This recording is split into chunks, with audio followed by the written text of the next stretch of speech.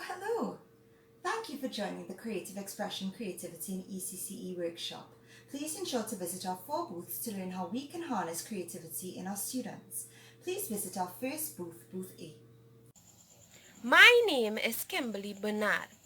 Welcome to Booth A.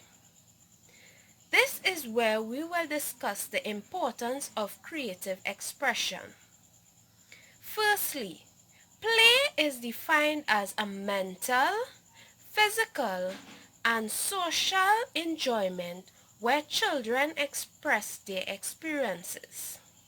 The roles of play are: enhances all developmental skills, creates a teacher and student bond, reduces negative disorders, and develops learning abilities. In which an individual creates ideas, observation, and imagination of different personalities.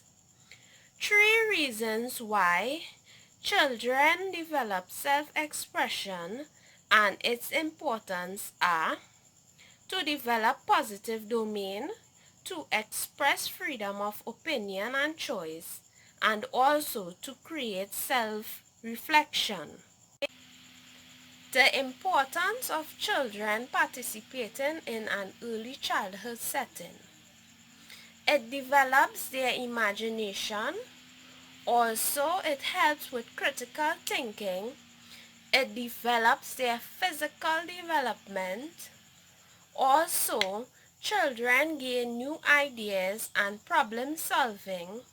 They foster lessons in negotiation, and children learn to celebrate with others when they are appreciated. I will now pass you on to Booth B. Welcome back. This is Booth B. I'm Cherise Knox Samuel.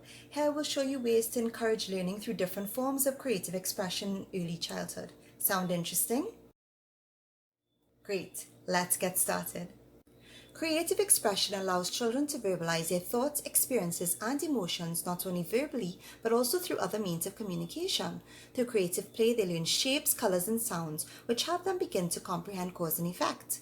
Working with different material help with their physical development, such as hand-eye coordination, fine motor skills, gross motor skills, and muscle development. Children are able to practice using their imagination and develop problem-solving skills. Each child is celebrated for their uniqueness, which is important to the development of a strong sense of self. Childcare 2019. This is a construction or engineering activity. Basically, my little ramps are pre-cut in advance. You just need to make sure your ramp suits whatever ball you have. In my case, I'm using a ping pong ball. You can also do an outdoor variation where you can utilize PVC pipes and use the curved lengths. These lengths rest a little bit one inside the other, and you can create varying heights using plant pots, chairs, or even boxes. Here, I built a ramp as an example. Let's see if it works. So our first activity is going to be a science toy excavation activity. The concept of the exercise is to get the toys out of the ice without damaging the toys and without putting the toys into or underwater. So the children will do that by tapping with the ice to break off pieces. It's fun for them. They can use a dropper and they will drizzle water onto the frozen toy and eventually they get the toy out. They can use the brushes to brush away any of the little pieces of ice after they've tapped it. And they enjoy this. It's a very hands-on activity. This activity is called sensorial imaginative play using picture blocks. I made some out of cardboard for showing purposes, but these can be made or purchased online. These are great in the early childhood setting as they foster imaginative play. Just like dress up where they would put on different outfits, here they can create their own personas, which is also nice to encourage diversity by having blocks portraying different ethnicities, gender, or even animals. When mixed up, children can create their own unique character. This is a creative activity that can engage children for an extended period of time. Okay, so in this activity, we're going to be creating something from nothing. So as you can see, they created a square and a triangle out of some of the palette sticks, and then this child created some kind of creature or animal out of the bulldog clips, the pipe cleaners, and the Play-Doh. So really and truly, their imagination is their only limit. This activity is called Expressive Writing Story Creation Circle. You just need to prepare in advance with a list of story topics. These can be placed in a jar, a small bucket, a basket, or even a cup. These simple topics can either be imaginative or very basic. After a topic is chosen, either a student volunteers or the teacher starts a story. Each person has to give 1 to 2 lines of the story, and then it moves on to the next child and so forth. The children are able to create their own exciting, funny story. This is a nice twist on story time. This activity is basically visual expression.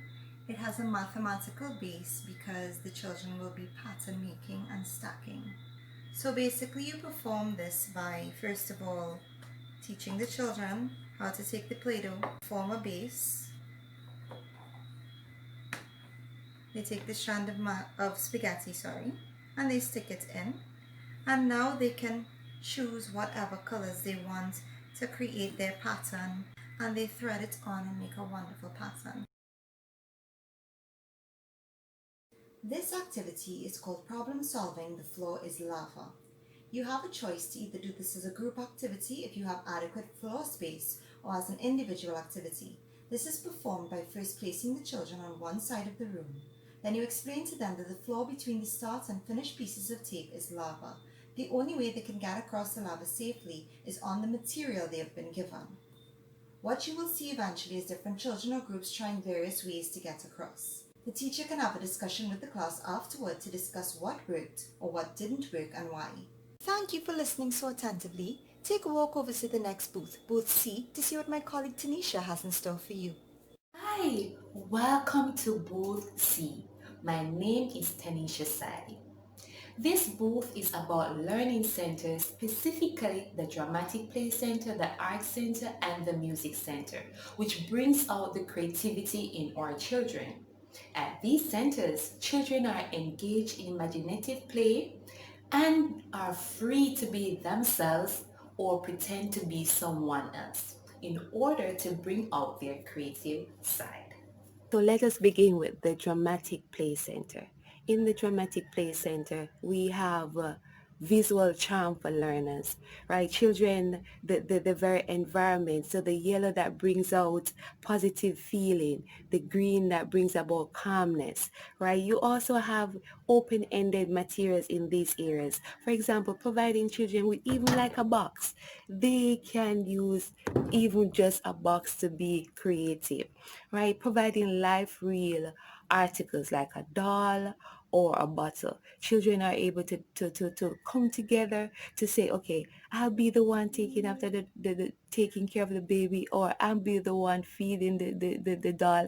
So they tend to be creative in their own ways, right? It also builds their mathematical skills because they're engaged in different scenarios. So they would have to work out, how do we do this? How do we work this? Who does this? Who does that?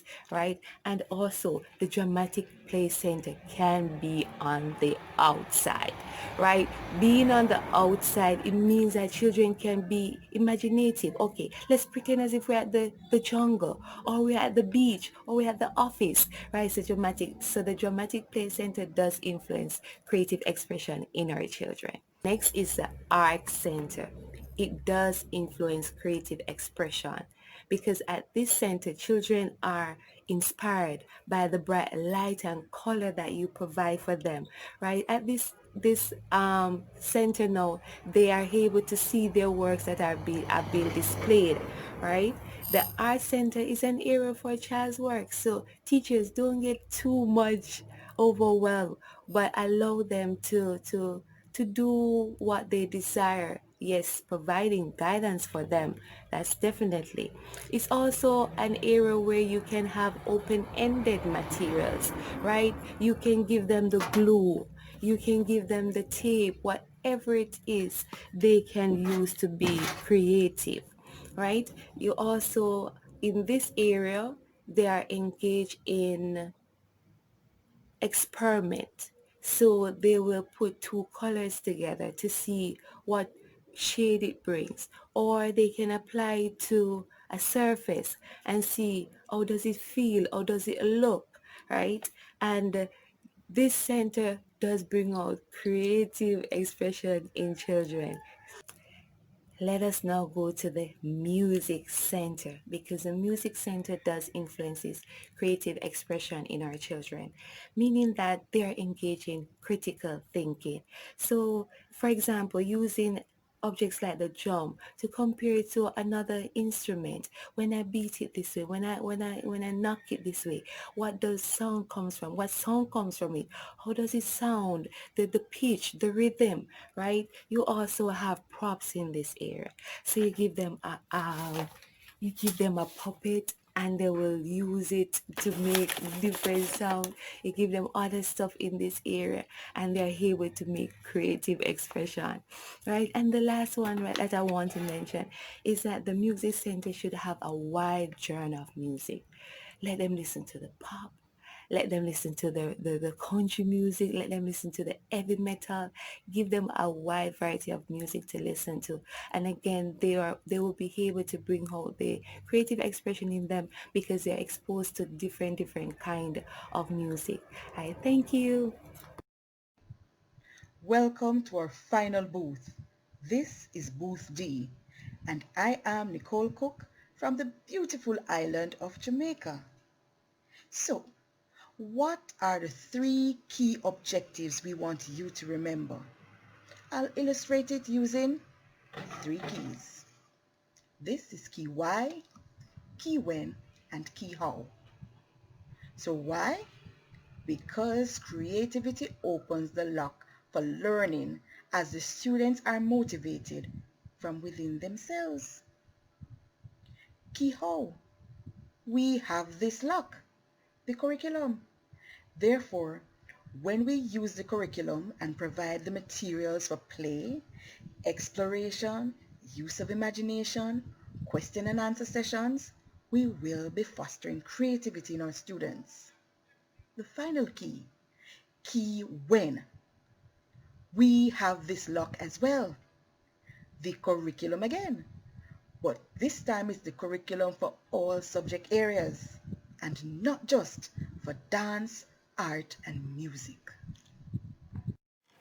We can conclude, therefore, that all students are unique. Hence, the creativity displayed by one will never be replicated by another. Isn't that sound reasoning to harness their creativity? It's rare. It then moves us to believe Kami 1990, who gave us three reasons why we should cultivate students' creativity. The research stated that there will be learning over performance. Our students will be motivated by themselves. And thirdly, the classroom will be more child-centered relative to being teacher-centered. As we close the curtains on our workshop, let's recap your booth visits. Booth A, we highlighted the high value of creativity. Next, you went to booth B. We demonstrated how we can use simple and reusable materials in subjects like mathematics and science. Your third stop was at booth C. You learned how you can organize the learning centers for dance, music, and art to help our students bring to bear their creative juices. Then finally, booth D, we highlighted three key objectives for why, how, and when we can harness creativity in our students. We thank you all for attending our Creative Practitioners Workshop, and feel free to like, share, or leave a comment on our YouTube channel.